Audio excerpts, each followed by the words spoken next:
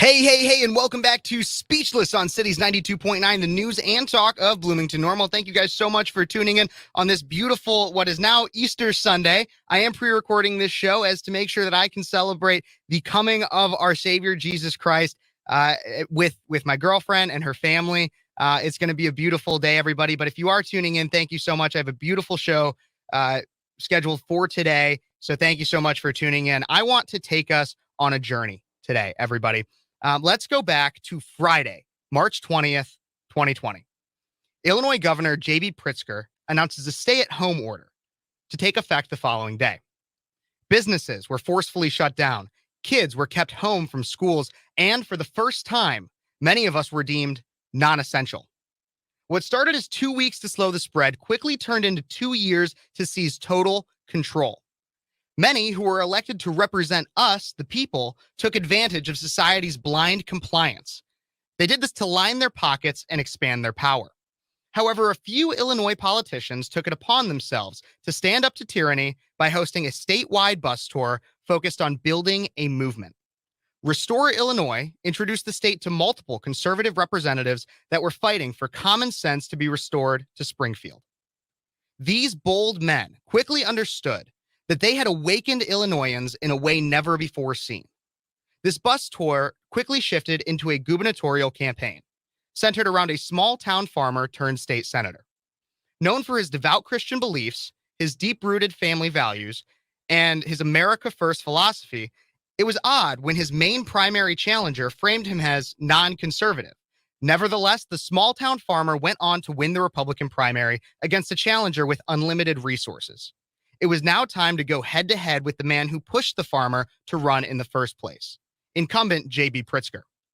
The farmer inspired the largest conservative grassroots movement in Illinois history.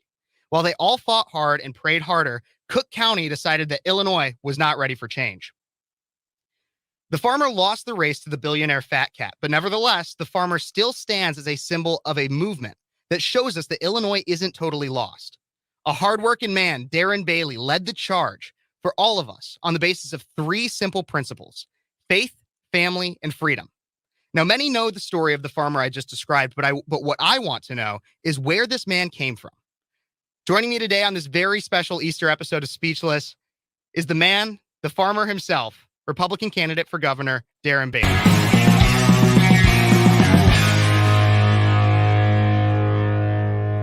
Darren, thank you so much for joining me today. I really appreciate it. And again, right now it's a glorious Good Friday, isn't it?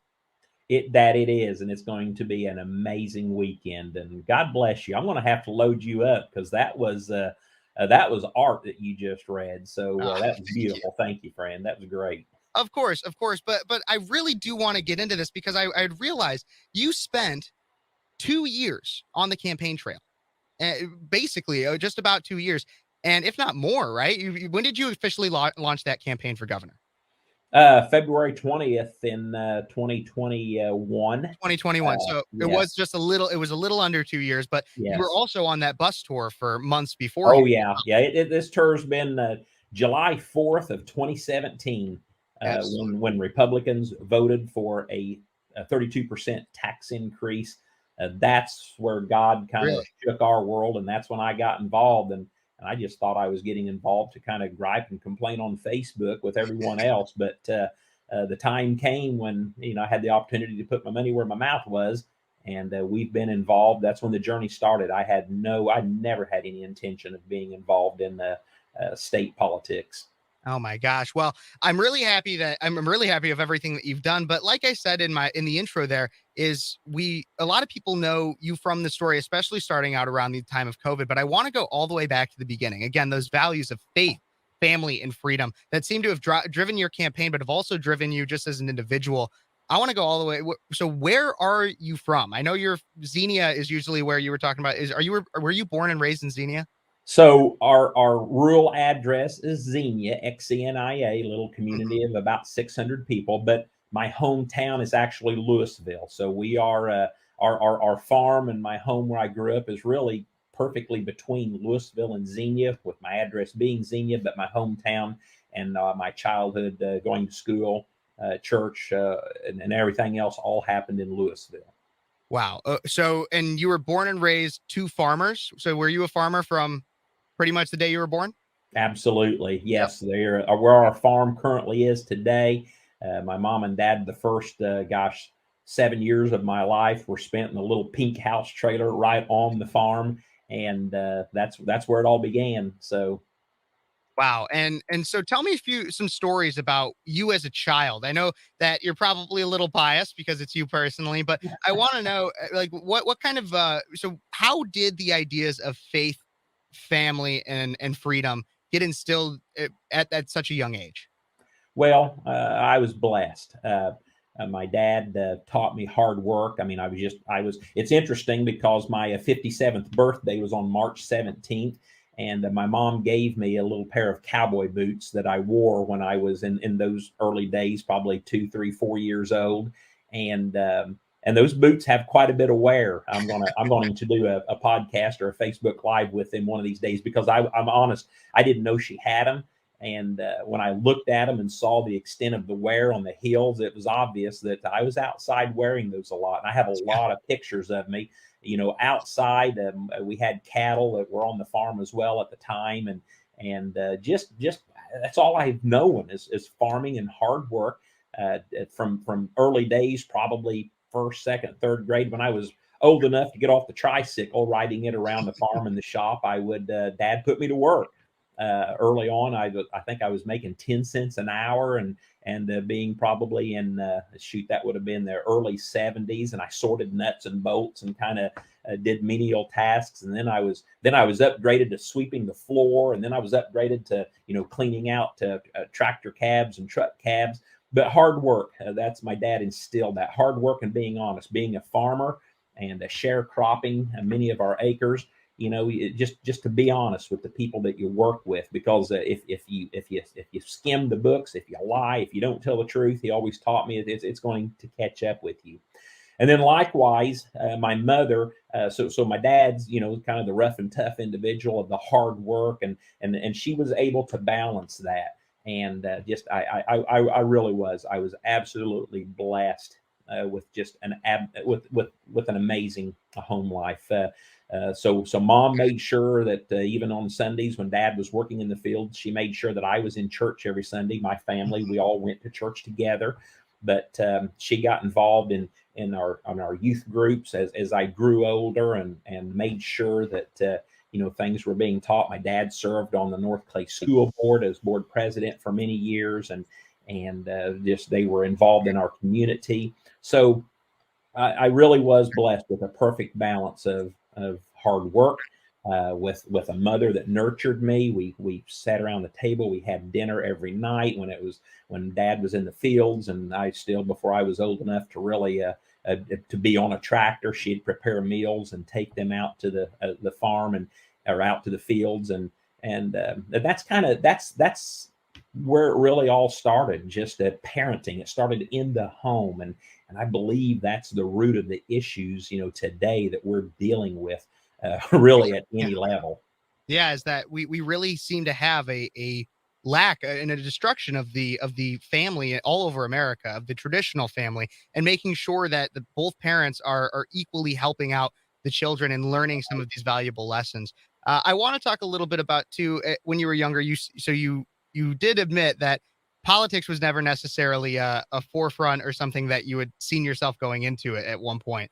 Do you have any memories of when you were younger of your parents talking to you about voting or the values of being an American, anything like that? Yes, I do.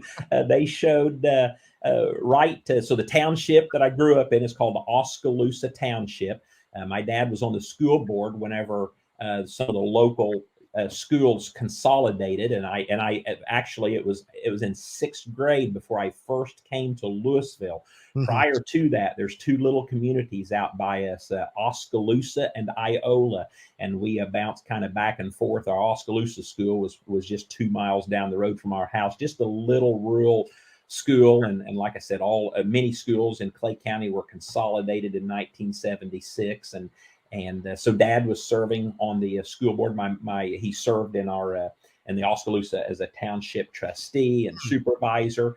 Mom would always take me whenever she would go to vote. And back in those days, I got to tell this story because Democrats and Republicans would stand outside and hand out candy bars as you would show up to vote. And I have to laugh because we were always a staunch conservatives and Republicans. And I knew the guy. He was a wonderful man who was the Democrat handing out the candy bars. And she'd always tell me, no, you don't want to take that because that's a Democrat candy bar.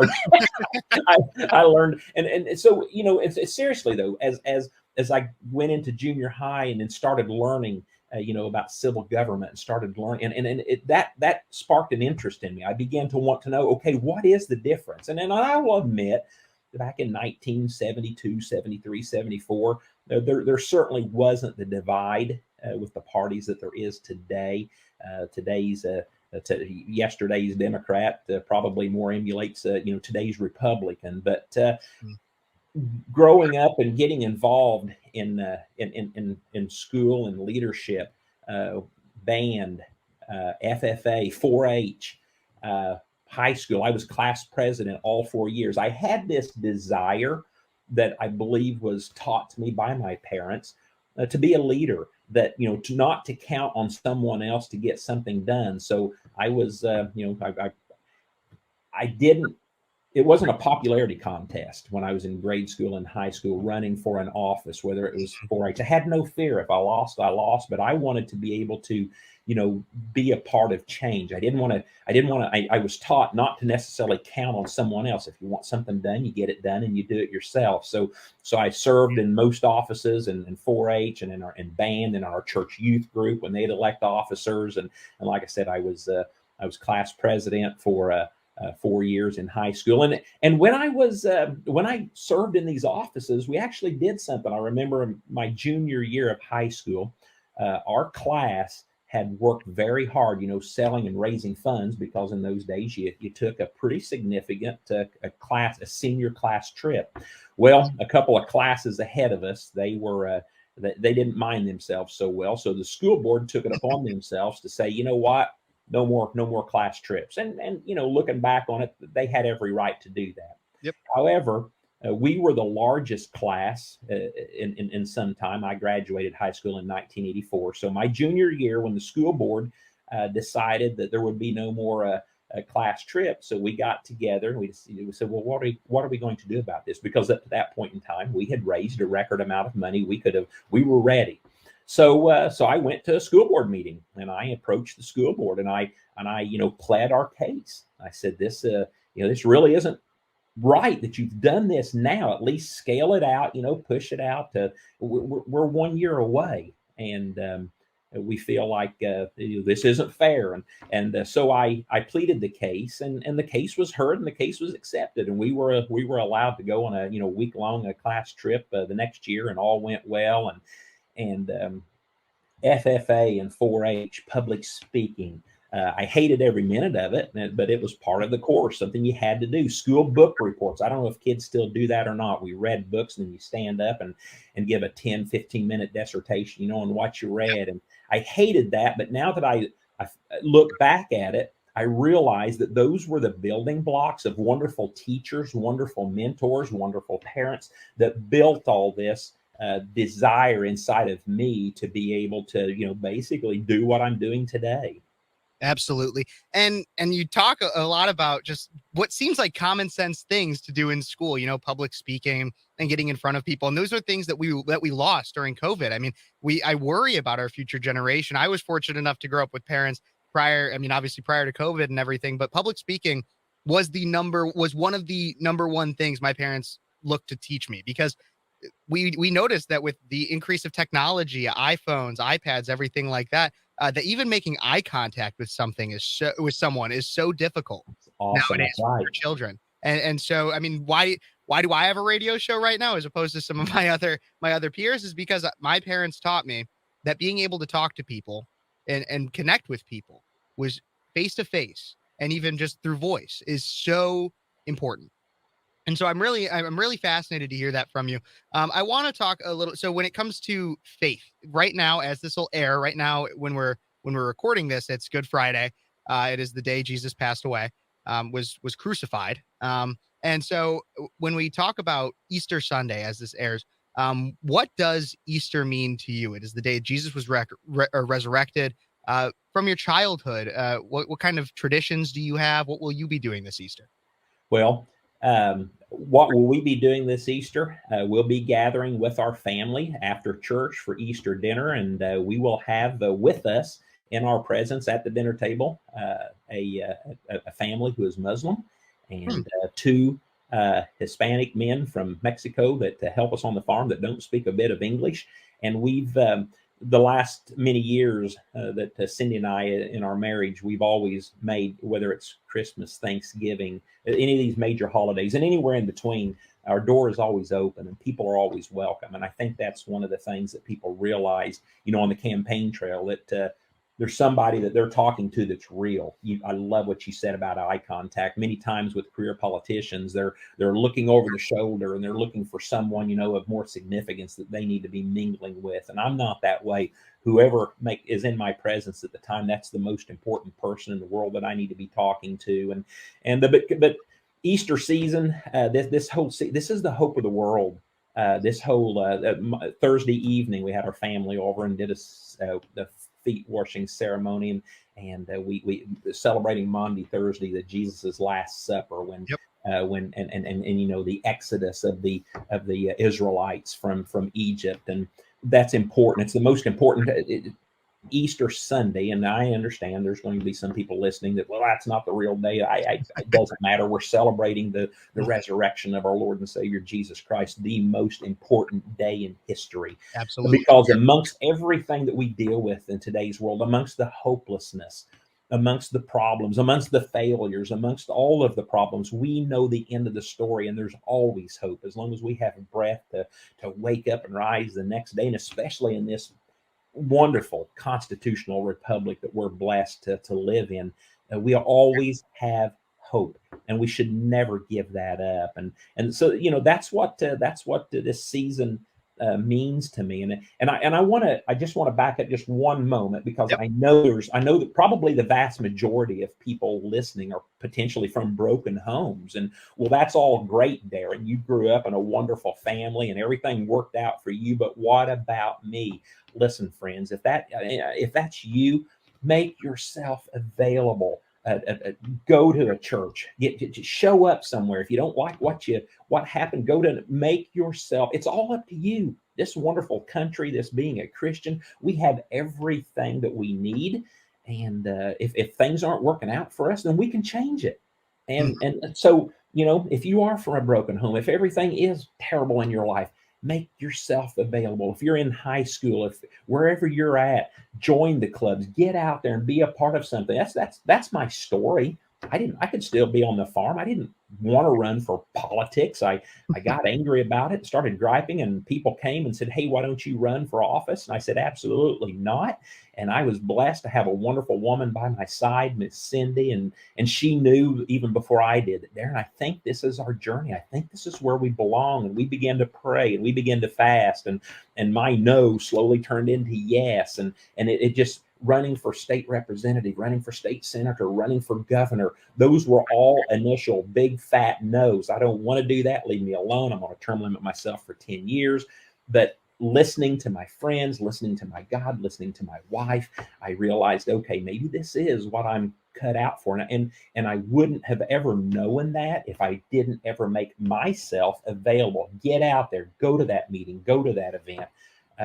There's wonderful people out there willing to help, willing to invest in your life. If you are from a family that you just think that everything's terrible and you have no hope, it can all turn around in an instant, but it's up to you. So I wanted to say that. No, and no worries. And I want to talk about that a little bit more, because even myself, so this will be my first Easter. Every single Easter, even through college, I've always gone home and at least been with my mom. Oftentimes my dad is there as well. I don't come from a broken home. My parents, my dad works out of state now. It's convoluted and everything. But this will be my first Easter where I'm not spending Easter with them. But the thing is that I have a beautiful girlfriend. I love her to death. And her family's coming into town. And so I am so grateful that they're accepting me into their traditions and their celebration of Jesus's resurrection. Because that's what you have to do. It's not, I always love the phrase, it's not always necessarily about the family you have. It's about the family you make. Because my mom has a sister, I'll admit it. And she probably wouldn't love me talking about this on my YouTube, but she has a sister that she's had conflict with for years. And I know it eats at her sometimes and it makes me feel awful. But the thing is that sometimes you can have those kinds of relationships with family you're born with. But the thing is that you can find a family out there and you can make that family. It's the people that are going to be there to support you. And there's always a community within a church. I've always noticed that you will never go to a church and not receive support in some way. That's the beautiful thing. And I think that's what we're starting to miss out on in our society. I talked about it a lot last week on my show. Last week, I talked about the Nashville shooting and the anti-Christian sentiment that we are really having in our society nowadays. And it's really sad. It's really sad that we have people that frame Christians as if they're these awful people, when in reality, we Christians are the most supportive people. We run battered women's shelters. We help women that are facing unexpected pregnancy and such. And there's other things I wanted to talk to about you personally, Darren. But that even brings me into a question that I wanted to talk about was Senate Bill 1909. I'm sure you've heard of this one. Have you heard of this one? Illinois Senate Bill 1909. Yes. I was wondering because you from everything I know, you are the most pro-life candidate to run for governor in modern Illinois history, if not in Illinois history, period. I want to know what can you explain to me about this bill and explain for the listener that doesn't necessarily know Senate Bill 1909. I've heard that through it gets rid of pregnancy resource centers and basically makes abortion factories the only way in which a woman can, quote unquote, get help with an unexpected pregnancy. Can you talk to us a little bit more about Senate Bill 1909?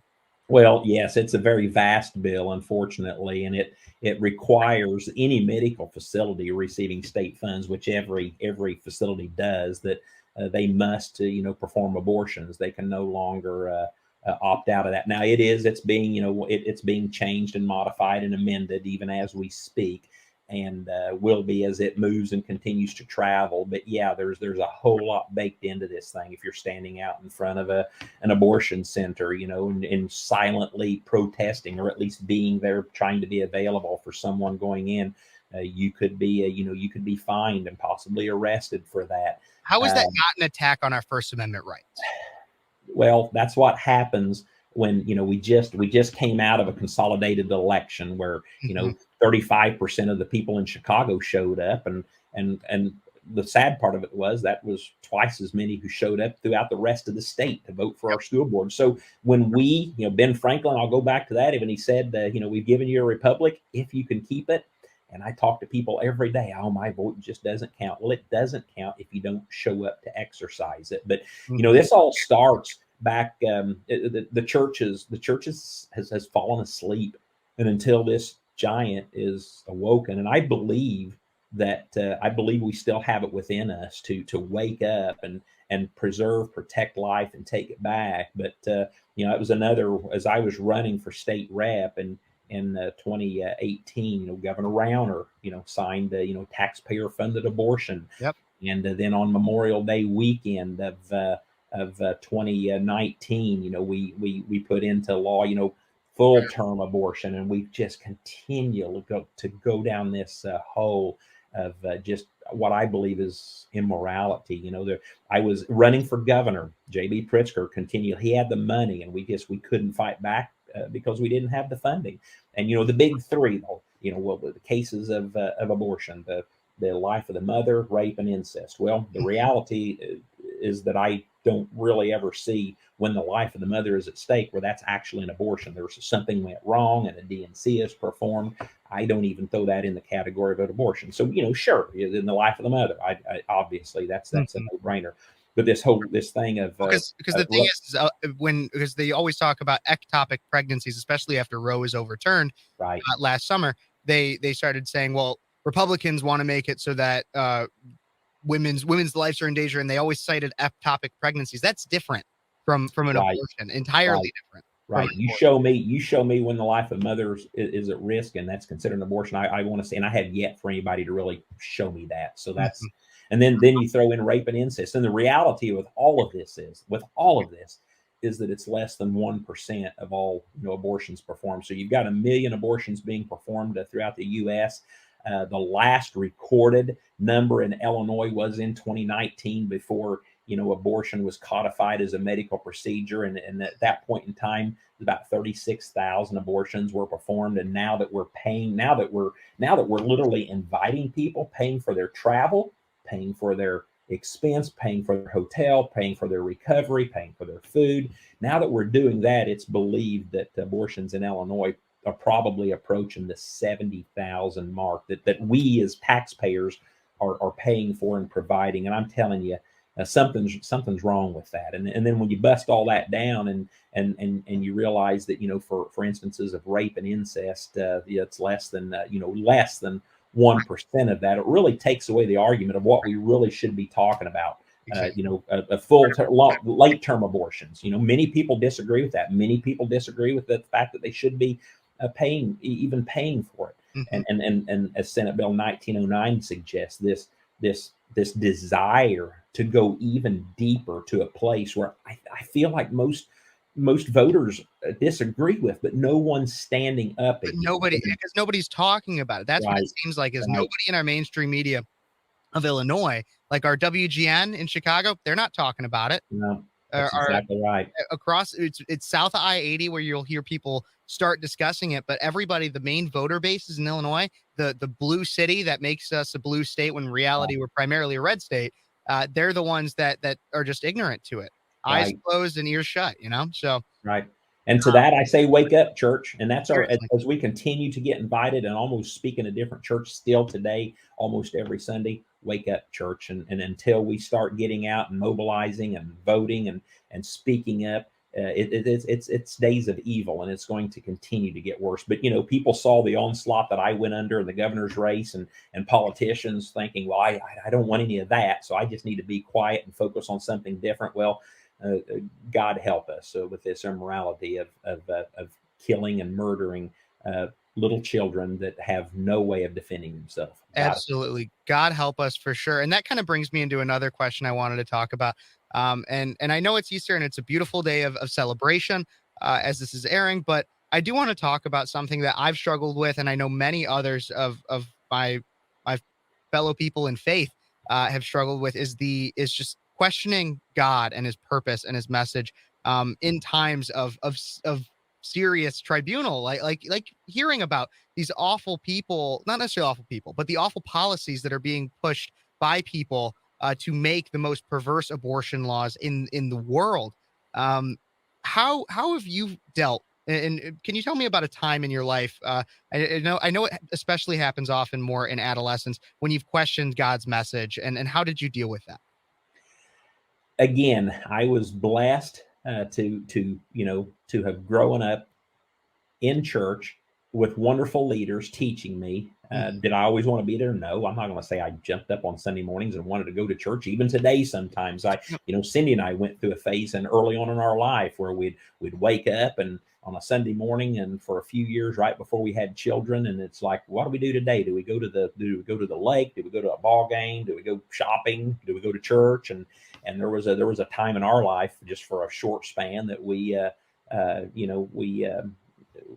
chose something else rather than church. Yep. And thank goodness a godly group of women got a hold of Cindy and invited her to a Bible study. And then we began to reestablish ourselves. And then, like I said, I'm going to admit it all came through Cindy. So yeah, times of farming, times of, business deals, years whenever I thought, man, if I could just have this good year, I could get over the top financially, and it'd turn out being a disastrous year, and business ventures and helping people and planning, and just the times with our children, that it's just like, God, why the governor's race as of recently, when Cindy and I showed up to Springfield on November 8th, we seriously thought that we had this thing won, and the people just didn't show up. So, but at the end of the day, I have that foundation. And again, anyone that's listening, that's just your head spinning and you're thinking I'm ridiculous, get in God's word. I don't have one here on my desk right now, but the 1 Year Bible. Get in His Word every morning early, the first thing, and begin. It's like a training session. You know, if you're going to compete in sports, or you're going to. I played the trumpet in high school, and you've got to practice, and it takes time to get to where you need to get. So, you know, just because I want to make sure that you and I right now aren't talking over everyone's heads. Well, everything worked out great for you guys. No, I struggle with that every day. Right now, today, we're trying to, you know, figure out what God wants for our future. And there's a lot of choices. And the easy choice is go back to the farm and just step out of all this limelight because let somebody else have it.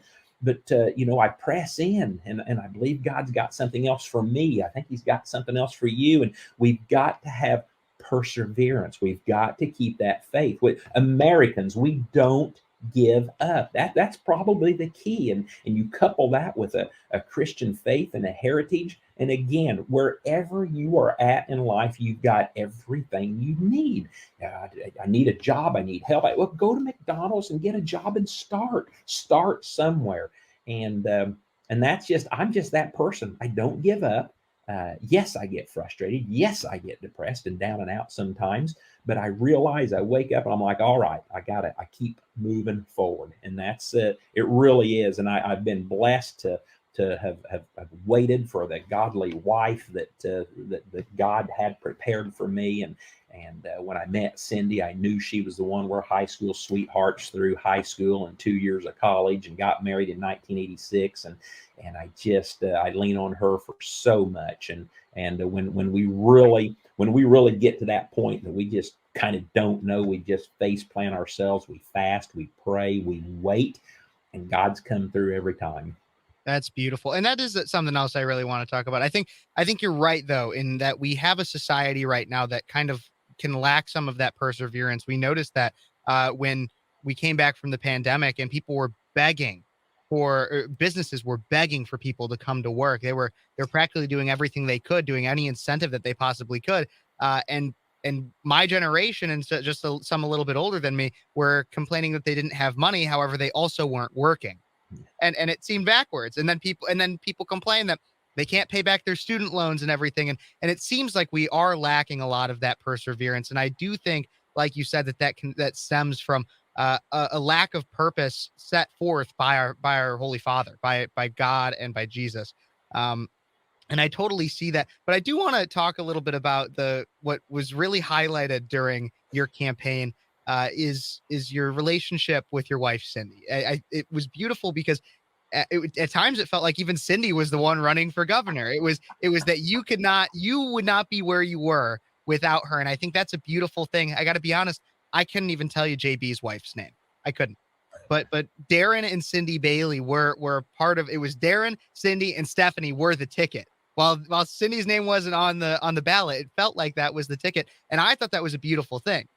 But I want to talk about, how did you guys meet all the way back in high school?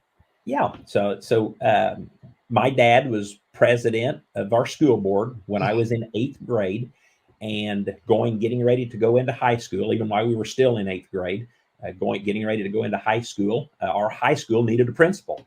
So her dad was selected to fill that position. Now, her mom and dad did originally grow up in Louisville. But they had moved. He was a math teacher about an hour north of Louisville, and she grew up in a little community of Neoga.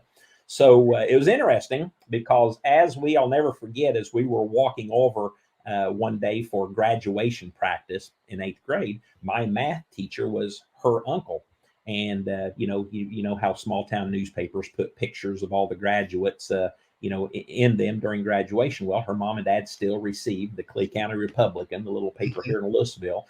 And as we're walking over there, Mr. Stortson came up to me and he said, Darren, I got a little niece that's going to be moving to Louisville, and she kind of caught your picture and she thinks you're kind of good looking. So that was the first time that, she came on the radar. Well, that summer at Oil Belt Christian Service Camp, which is an amazing place in Flora, Illinois, over almost 3,000 kids from an hour or two away from Southern Illinois and Central Illinois come and participate in that camp every year. It's an amazing place. That summer, It was the day that we were checking in. Cindy had got to meet and to know some of her friends from Louisville, as well as being from Neoga. She had always come to Oil Belt as well, and I was over playing carpet ball. I had my Houston Astros ball cap on and my Houston Astros jersey. People may remember those, how colorful those were, and her friend said, "Cindy, that boy you like, he's here." And she came over and said hi. That's the first time we locked eyes. So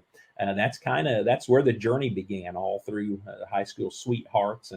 And I just knew that, had a few little ripples in between, but I knew that God, she was the one. And we went to church together. We were in youth group together, and gosh, there is nothing better. Every time when Cindy became pregnant with all four of our children, we would pray then for that spouse that God had prepared, for them, that they'd wait for them, they would recognize them when they saw them. And we are so blessed that all four of our children just have likewise amazing supportive spouses. And that's what I tell. And when I get to speak at churches and any youth program, I'll be in public school, I have no problem telling people this. I tell the young people, I said, the number one decision, most important decision you make in your life is accepting Jesus Christ as your Lord and Savior. But I said, there's another decision you're going to make that could make or break you. And it's that person that God has created you, the spouse, the husband, the wife, that God has created specifically for you, because I believe that. So wait for that person and be be engaged in God's word, so you recognize that person. And that's kind of my story with her. And she's amazing. She's super supportive, and she usually sees the writing on the wall and understands it before I do. And the early days of marriage, I wish I would have learned that a long time ago, but I'm still learning that, and I'm just so blessed and honored to have her by my side. That's awesome. And so how did she handle going through the campaign and everything? Like we talked about, you were doing stuff, going on bus tours, talking to people, in a way, campaigning, not necessarily always for governor, but campaigning for 2 to 5 years. You said 2017 is when you started a bus tour of some kind with Restore Illinois, or at least the idea of Restore Illinois. So how is she handling all that? I mean, I'm sure, were your kids all grown at that point? Was there still more parenting to do? No, we were blessed that, and I feel, I don't know how. Two things. The parents out there that are working with small children, they've got an extra burden to get through, and and I give them kudos for what they are able to do. For the person in politics that's going around, or he or her going around without his husband or her, or the husband or wife, I don't understand how they do it. Just the integrity level, that having just someone there all the time to bounce an idea, frustration, and concern off is amazing. And Cindy, she's committed herself, and many times that's what I tell her. I said, you should be the one doing this. Back in the early days of being asked to be a deacon in our church and an elder in our church, I'm telling you, every time I turned it down. I said, nope, I'm too busy working. And then I'd share that with Cindy, and she'd say, Darren, I think this is what you need to do. 1995, I was asked to fill a vacancy on our local school board. Nope, I'm too busy working. And there she was. No, you need to do this. And she'd just been so supportive, because many times I've turned, well, you go do it. She said, no, Darren, God has this for you. And as it is with running for, the one term for state representative, state senator, and even to this point, of running for governor, and even where we're headed here in the near term, she's been super supportive. And the fact that we were blessed, it's like we're dating again. Our last 2 years during this journey, especially with the governors, that we were just together everywhere. And yes, sometimes she'd head out and go to a different part of the state. I absolutely loved it. It's definitely the best part of our lives. That's amazing. I really, it feels so. I mean, I'm a young guy. I mean, I'm 22, but you knew Cindy from before even you were my age. When did you have your first child, if I may ask that? Well, we were married when we were 20. We were married in 1986, and 2 years later, Zachary Adam arrived, 1988. Oh my! So you were my age. I could not imagine having a child at 22. That's beautiful, though, that you were, because it gives you so much time to enjoy the fruitful blessing that is parenthood, and being able to bring up a child, and the love that you have. I can't imagine. I think it's beautiful. I honestly, the main reason why I couldn't imagine it now is, one, because I have vast career goals, and I don't want to say that I have to choose one or the other. But I want to make sure that I'm financially stable enough. And I think that's the biggest thing, is nowadays being financially stable for a child has become harder and harder and harder with It's a shame. exactly, with the inflation and the taxation that we have from our state and national governments. It makes it so that we almost cannot have children. It cannot be a financially smart decision to have children until you are near your 30s, if not in early 30s. Yeah. Kevin, I boil this whole thing down. I mean, I know there's people out there that even now just like, why do you quit talking about the Bible? Quit talking. No, I can't. I won't. This whole thing, it's spiritual. God's word tells us, even in these last days, it's spiritual battles. So why not confuse people with their gender? Why not mess people up and burden them with heavy taxation? I mean, that's why we are here as a country. It's because the church stood up 250 years ago, because this burden of taxes and this burden that a foreign power was putting upon the people that lived here. And we said enough. And that's what we're dealing with today. And so the burden to create it where you can't raise a family, or that's our problem. Church, wake up. You got a mission field right here in the state of Illinois. Wake up. That's my message to the church. Absolutely. I think that's a really great message, because I mean, we even have, and here's the thing, is I don't necessarily judge anybody based on their lifestyle choices, but it is clear in the Bible that men and women are supposed to be together, but we have churches that fly pride flags, host drag shows for children. It is crazy to me. And really what I think it is a attempt to try to pander to a younger generation by abandoning the word of the Lord to try to bring people. It seems so backwards, in the fact that some churches have abandoned the word of the Lord in an attempt to bring people to a word of the Lord that they no longer follow, the church, we're called to love everyone. And I'll tell you, I don't think we've done a very good job of that. And I think that's the problem. I agree. Many times we will turn our heads and sinner, get away from me. But here's the problem. Some of these situations that you're talking about, with people struggling with sexual identity or whatever else it is, we see that. We see that problem. But what they don't see, what you don't see, is what I struggle with. So maybe my sin isn't blatant, but maybe I struggle with lust. Maybe I struggle with pride, absolutely, arrogance, and greed. Gluttony. And you don't see that, gluttony, and you don't see that. So we're all sinners. We're all in this, and we must love each other. And I really think that that's what's caused a lot of this. I think over the years the church has pushed aside some of these people with these blatant situations. They pushed them aside to the point to where they did what they naturally do, rise up and say, hey, I'm here and I want attention. And unfortunately the church wasn't there at the right time to help out. And I still have hope that we can rectify that, but we must, as you suggested earlier, we must always speak truth. We must never water down God's message. But above and all, we must love, and that doesn't mean just we love, but that doesn't mean just all out acceptance of a lot of this nonsense. That we still have to set things straight and get this country back on track to our original moral values. Absolutely, and I want to get into the idea of let he who is without sin cast the first stone. I feel like that is the perfect way to sum up the idea of what we need to be doing as Christians when it comes to addressing sin, because like you said, I mean, especially I remember back in 2008, 2012, I was young. I wasn't really politically active, but I remember how the church was framed in the media as the idea of gay marriage, and the Obergefell Supreme Court case was coming up. And the church was framed as if everyone was an awful person because there are fundamental disagreements between the LGBTQ community, the pride community, and the church community on how we deal with those kinds of issues. I totally agree. But and I also want to talk about an overarching theme, and I talked about this last week in discussion of the horrific Nashville shooting.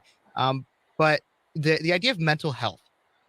mental health is something that my generation struggles with more than any other in the past. I read a statistic off last week that showed about 46% of Gen Z believe their mental health to be in excellent or very good condition, as every other generation is over 50%.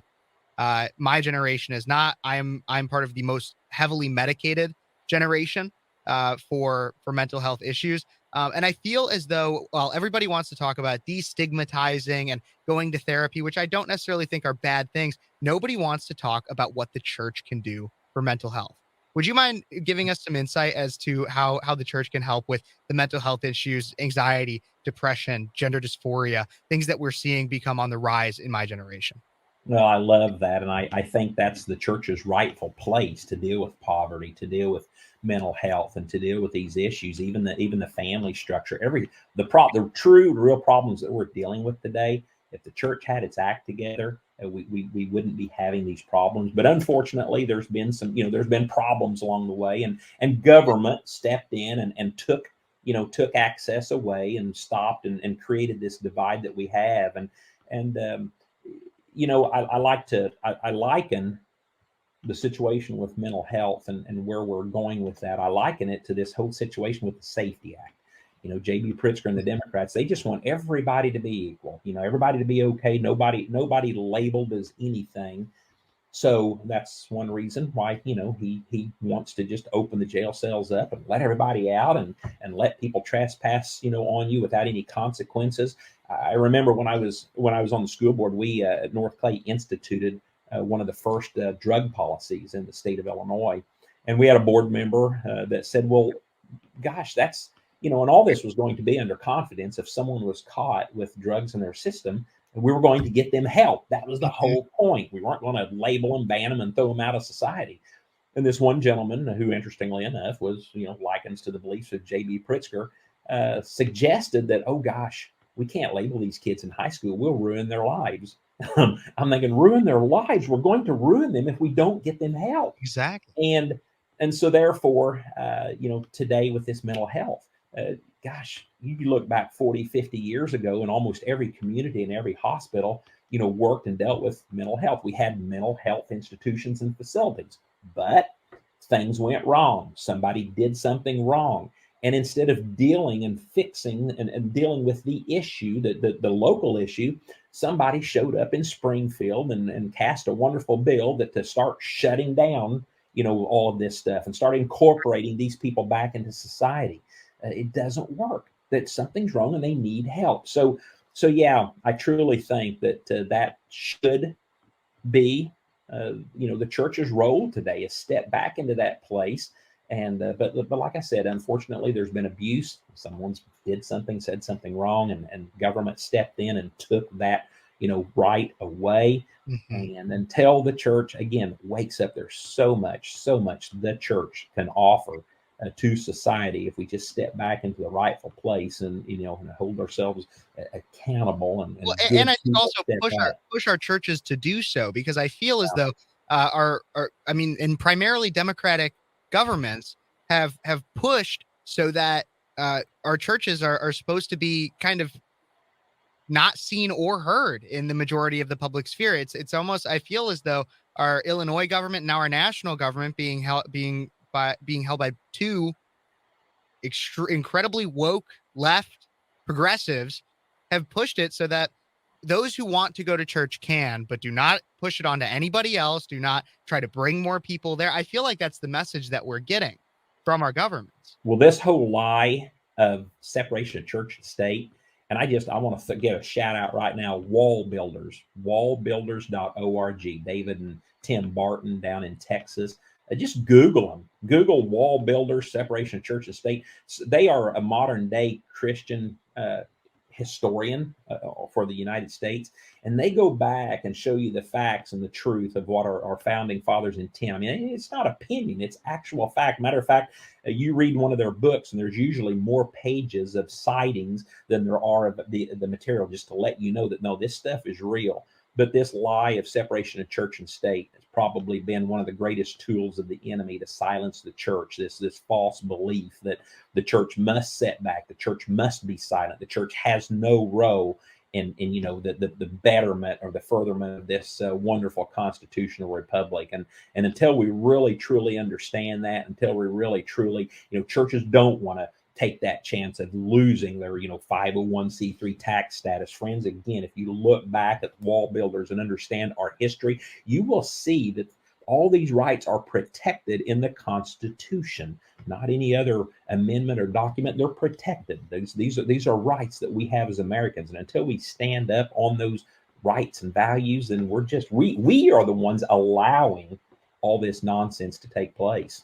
Absolutely. Well, Darren, I want to get into a few different issues. I'm really appreciate talking to you about the church and your upbringing and everything like that. But we do have we just had elections this last week, April 4th, local elections, and it was really interesting how it seemed as though our statewide and if not even national parties got involved. Not so much the Republicans, but the Democrats got involved to manipulate the public perception of especially school boards. And there was a video I found. DPB, you know, David Paul Blumenschein worked on your campaign. He likes to play it on his show a lot. I want to talk a little bit about this. 2 months ago, JB Pritzker was asked about how he feels about the potential of conservative school board candidates. I can share the video on screen right here. And I want to show the viewers and everybody. I'm sure you've seen it, but let's talk about this video here.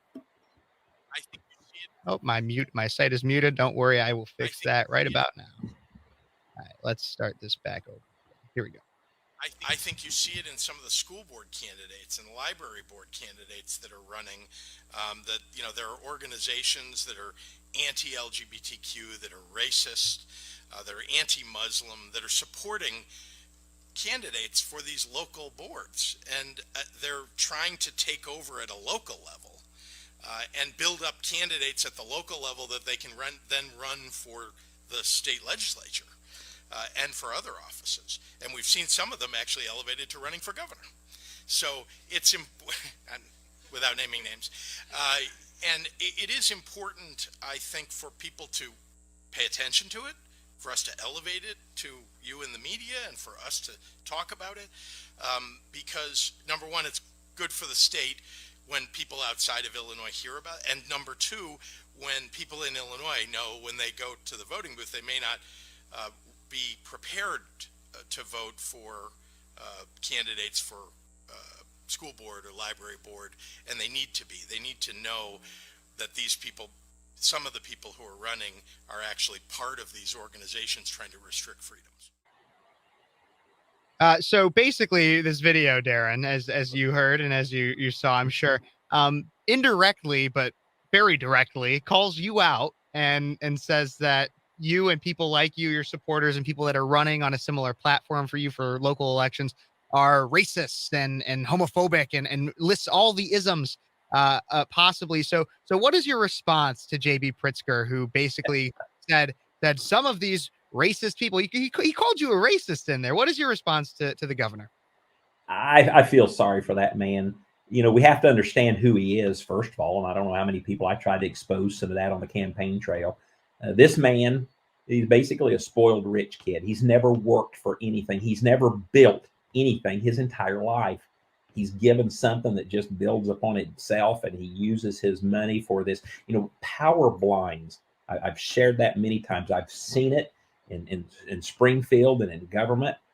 Power, money, and power will blind you to the truth if you let it. Just a few days ago on one of my Facebook Lives, I shared the definition of liberalism, wokeism, socialism. It's all the same. It's when you rely on the government to take care of you instead of getting out of there and getting out and doing your own will. So you've got someone here like JB Pritzker, who's got the money, who was evidently raised with this mindset and desires a power that unfortunately today can be bought if you continue to give the people, stuff. And that's what this man's doing. You know, Abraham Lincoln warned us, if you, especially our founding fathers, even 100 years before, they knew that these days were coming. Abraham Lincoln told us that the future of our country is dependent upon what is being taught in the classroom today. Mm-hmm. So they know this stuff. So give the people, dumb them down, spend money at unreal rates. Or wirepoints.org just came out with a report actually this morning and said that COGFA, the one of the committees that I was a part of as a state senator, the Committee on Government Accountability, they're predicting that just very soon we will start spending more than we're bringing in again as a state of Illinois. The state budget was $32 billion when I started running in 2017. Today it is $49.5 billion. J.B. Pritzker's had the luxury, again, nothing that he's built, nothing that he's done, of all this federal COVID money. That's why he's kept us locked down. And these people wonder, well, why does he continue these emergency orders? Well, because there's federal money coming in. And he's spending that like crazy. That's running out. And when it runs out, we're going to be in a deficit again, just like we have been. So the days of higher taxes, the days of service cuts, oh, they're coming. Don't you think they're not? And someone like J.B. Pritzker, who's never had to work a day in his life, literally never had a physical day's work. I can say that because it's true. Never built anything. The man's never built anything. And we allow people like this to head our governments, to head our future, to head the future of our children. And how dangerous, until we really decide we want something different and we show up, these voting, these turnouts, just absolutely pathetic, that 12 to 18% of the people across the state would show up and vote.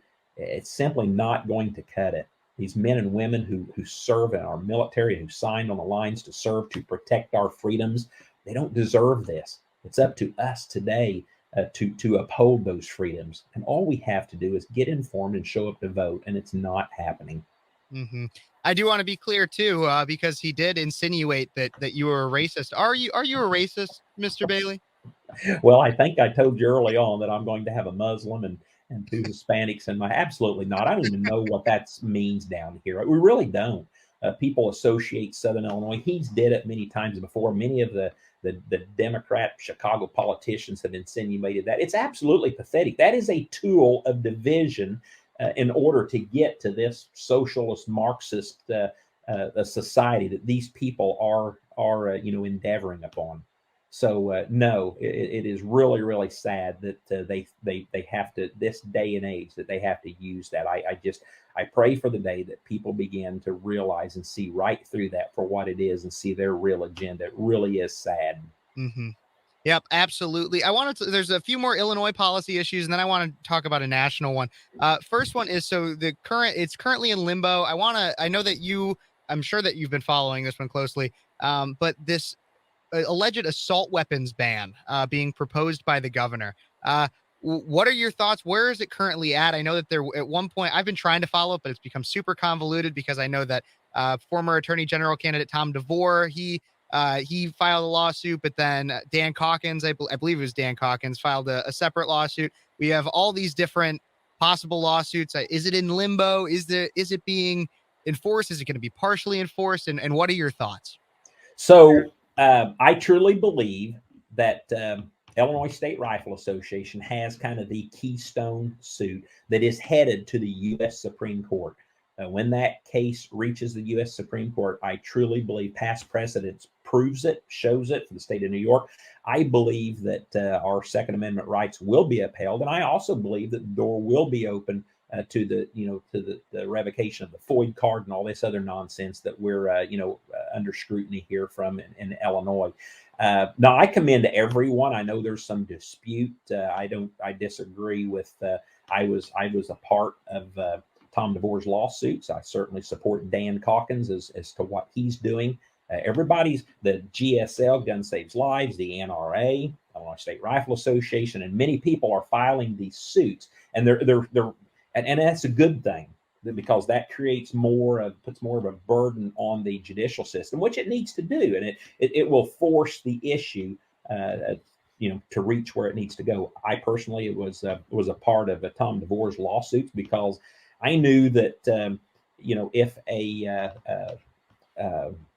the order was given, then I'm exempt, a TRO, temporary restraining order. So if a gun store participated in that, and I participated in it, we received the TRO, which we did. Well, I can still go buy the 30, 40 round clips. I can buy ARs, and the gun stores can sell them, as well as any ammo. So that was the big benefit to his. It's going to take time. The judicial system, it's just the way it is, and especially when you've got someone like J.B. Pritzker and Kwame Raoul, doing everything that they can to throw a wrench in the process. So no, everything is moving along.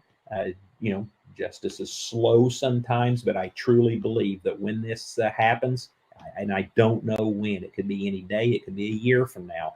I do believe that the Second Amendment and our constitutional rights will be upheld. I truly believe, either in the Illinois Supreme Court or the state Supreme Court or the U.S. Supreme Court, even with J.B. Pritzker's influence and the millions of dollars, the two justices that are sitting on the Illinois Supreme Court bench right now, that, he donated more than $1 million to each of their campaigns. So, you might look and you might suggest that, gosh, he bought his justices, but the law is very clear what the intent of the Second Amendment is, and I do have faith that the court system will uphold, what is right regarding that. Absolutely, and I have my own theories, but I'm curious as to what you think. Why is it, especially when the majority of gun deaths in the United States are suicides, unfortunately?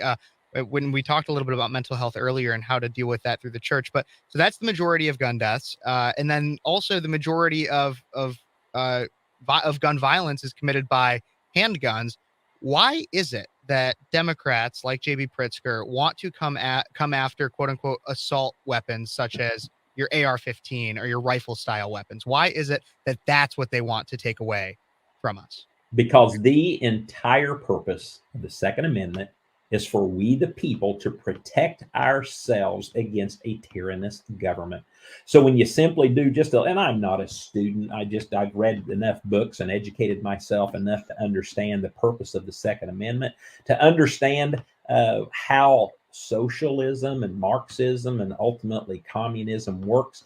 And you dumb down the people, you disarm the people, and to where they don't know how to protect themselves, and they can't protect themselves. It is really that basic. So it's interesting this ridiculous argument that I hear about, our founding fathers didn't have AR-15s. No, they had muskets and bayonets, and they even had cannons. And guess what?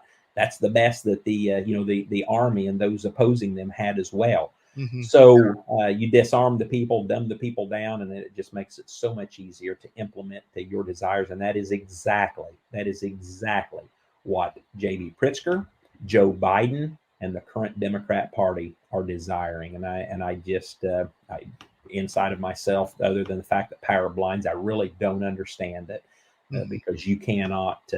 We know it doesn't work. So no, I stand on the grounds of the Second Amendment, and I've made my point very clear that I will never waver from that. Absolutely. Well, I want to transition to one final topic of mass media right now is we talk President Trump. So you were the only candidate. You were the only candidate in 2022 that was endorsed by President Trump for a statewide office, I believe. We had some congressional. I think Mary Miller was also endorsed, but you were the only statewide office governor candidate endorsed by President Trump. He came to Illinois, his first time actually coming to Illinois since he became president in 2016. Even since I don't even think he came here in 2015 for his campaign or anything like that. So his first time coming was to endorse you. Now he faces some pretty big accusations from the prosecutor in New York, Alvin Bragg, and 34 felony accounts were announced this last week, and he claimed not guilty to every single one of them. What are your feelings on what's going on with this prosecution? Well, I think that we've dealt a lot about this situation. The Second Amendment, even exemplifies why the purpose of the Democrat Party and those who oppose him. I stand with President Trump completely. I want to make sure that everyone understands that and hears that. I think this is a charade. I think this is a sham. I think this is sad. As I look into their allegations that many of them predate him being president, it is a shame that this is allowed to take place in our constitutional republic. It really is. So I think that justice will be served eventually, and I think that he will be exonerated. I believe that I pray that it will bolster him to the next level. Donald Trump has proven based on what, think about the adversity that this man endured for 4 years and what he was able to accomplish.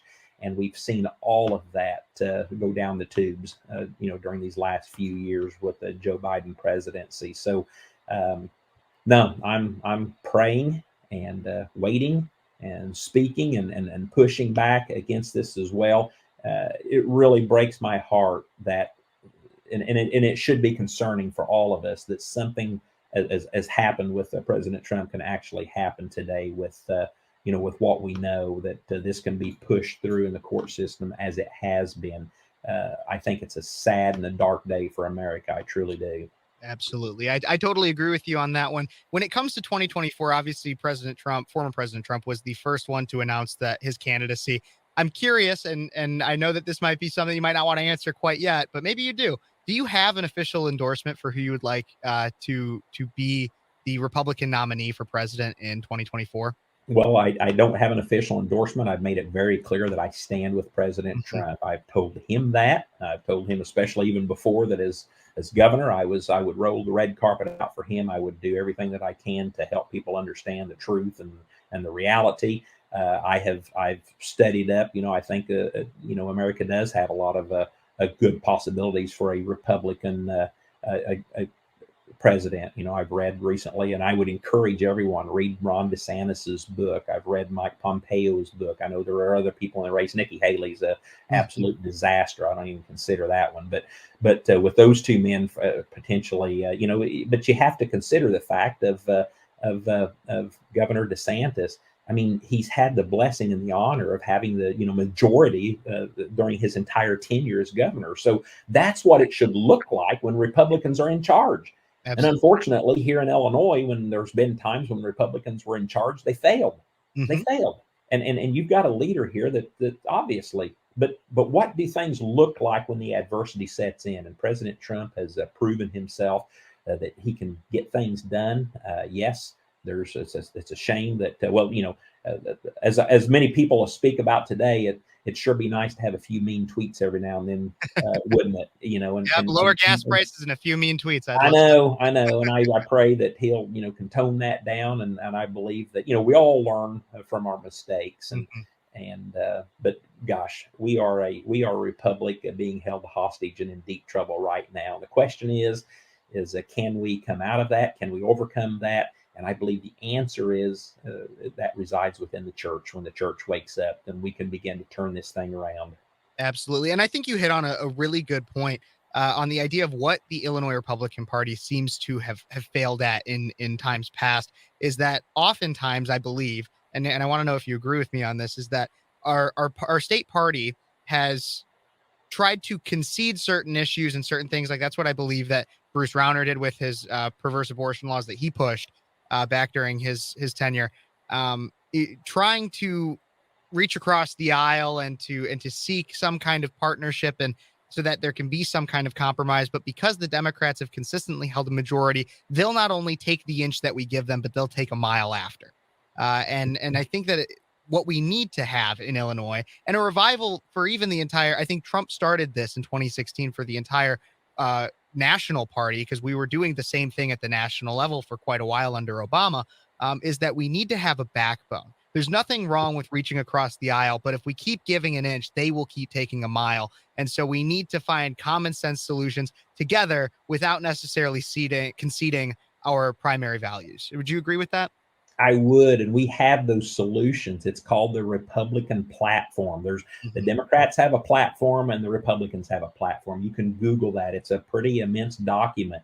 Read that, and you'll understand that the Republican platform says that we don't believe in tax increases. We believe in a lower government. Less government. We believe in term limits. We believe in life. We believe in liberty. We believe in the pursuit of happiness. And all of that is under attack right now. But to your point, we've got higher education has indoctrinated many of our many of the people who hold a bachelor's degrees, and they've been watered down. The message has been watered down. And so they come out of this, as you suggest, thinking that, well, we got to give and take. No, we find Republicans giving all the time. Mm-hmm. And if Republicans would stand on their platform, stand on their message, stand on the truth, um, we have the answers to society. So I just pray that before it all crumbles, that we have the opportunity of a President Trump or of a Republican governor in the future who here in Illinois, who stands up and puts all this together and brings people to the table, brings everyone to the table. Right now, Republicans, for the last 6 years, Republicans have simply just been pushed out of the way. Mm-hmm. Governor Rauner was not a true Republican. That's probably what it would have looked like with a Richard Irvin governor. These people don't have the fortitude, don't have the message, don't have the as you suggest, the truth of the true platform that can save our republic. Absolutely. And so wrapping up the interview here, I want to bring it back to the ideas that you were framed with for your whole life, your faith, your family, and your freedom. I want to know, and I'm sure we've talked about a lot of these things, but in a succinct phrase or sentence, what is a personal philosophy that you think about and live by every single day? Like a lot of people will think of things like let the haters roll off your back or something like that. What is a personal philosophy you live by? Always tell the truth, work hard, and love everyone. And and this day and age, I have no problem. I'll tell the truth even when it hurts. I love working hard, and one of these days I'll have the love everyone down. So I believe that those three things, if we truly strive at those, and maybe, I don't know, maybe that's not the order. I don't know. Those are the order for me that, telling the truth. When I didn't at a young age, I was punished. And when I didn't, growing up, I was found out quickly. So I found out, that it's just better off just to tell the truth, even when it hurts, and make sure you get it out there. But to work hard, I've been raised that. But as I've grown older and I see that, things, I thought I did love everyone, and I'm being told by J.B. Pritzker that I don't. So I go up and see that the problems in the city of Chicago and these high populated areas, and I see hate, and it shouldn't be that way. So we've got much to work on. God's word gives the answer for all of that. And man, if we could emulate that and achieve that in the proper way and measure, I think we've got a lot to look forward to as a state and as a nation. Absolutely. Well, Darren, I really appreciate you sitting down with me for such a long time. Got an hour and 15 minutes goes by really, really quickly. I do want to give you an opportunity. So I know you've started a YouTube channel recently, but I also just want you to be able to talk about you spent so much time in the public eye as not only a governor candidate, but through your Restore Illinois tour. What's next for you? I see you have the podcast. Feel free to plug that. But is there any even possibility of running for office at sometime in the future as well? Yes, we've made it very known that we will be running for office. So we had I got the option of going back to the farm, of getting more involved in the Full Armor Christian Academy, of doing something locally, doing something with a life group or a Second Amendment group. But we believe that this, being involved in government and educating the people, let them know what's truly happening and the reasons of. We believe that's the platform God's given us. So yes, go to my Facebook page, Darren Bailey, with the little blue check mark, and like it, and I'll keep you updated every day. The YouTube, Darren Bailey, the Darren Bailey Show. Right now, we're still we're waiting for an appropriate title to that. Once a week on Tuesdays, we're going to roll out a new episode and just educate and inform people. But yes, in the near future, you'll be hearing of Cindy and I are still praying about the direction that we go. I believe one of the root causes to the failures of the Republican Party may be in this term limits that we need to be rolling out, bringing people like yourself, opening the door so that the next generation has that ability and to step into a seat of authority and let their voices be heard. Because when that doesn't happen, then we have the problems that we have today. So yes, we are praying and working towards what that next move that God wants us to make is, and the people will be hearing from us soon on that. But until then, BaileyForIllinois.com is still up as well. Get engaged, invite us. We're still in a different church almost every Sunday in the state. We're still going to speaking engagements. We're still traveling the state. And we're going to be pushing, we're pushing to embed education with Illinois Family Institute, Good Soil, Good Seed program. You're going to see us out about there, just kind of, making sure that parents know what their options in education are. So there's a lot going on, and that's the way I like it. Well, that's amazing, Darren. Thank you so much again for joining me. I want to give you an opportunity as well. Any last words, pieces of advice for the viewers out there? Well, just don't give up. Don't give up. Stay the course. Plug into if nothing else, plug into some of my social media platforms so I can simply just give you keep you updated on the topics and the solutions of what's going every day. But most importantly, hang right in here in Illinois. If you pack your bags and you move to Texas, Tennessee, or Florida, or Indiana, or anywhere else, friends, it's coming. It's coming. Illinois is such an important state, the heartland, the heartbeat. I believe that when we fix Illinois here, we're going to stop all this nonsense for every other state. But if you pack up and head somewhere else, I think all of these problems that we're dealing with here, they're going to make their way into all these other free states. So let's stand together, let's sacrifice, let's fight, and let's stop this socialistic woke agenda that J.B. Pritzker, Joe Biden, and the Democrats are trying to destroy our republic with. Absolutely. And thank you again, Mr. Bailey, so much. I'm going to close out the show here. Everybody, thank you so much for tuning into Speechless with Kev Phares. You can hear me live on Cities 92.9 FM every Sunday from 3 to 5 p.m. That might be how you're listening to this right now. But you can also check out this full interview with Darren Bailey on my YouTube channel, Speechless with Kev Phares. Feel free to look that up there. You can also find on our Cities 92.9 website. Look up cities929.com on our Facebook page. Anywhere you pretty much get your podcast, you can look up Speechless with Kev Phares. Thank you so much for tuning in, everybody. Have a wonderful and blessed Easter, and I'll catch you next week.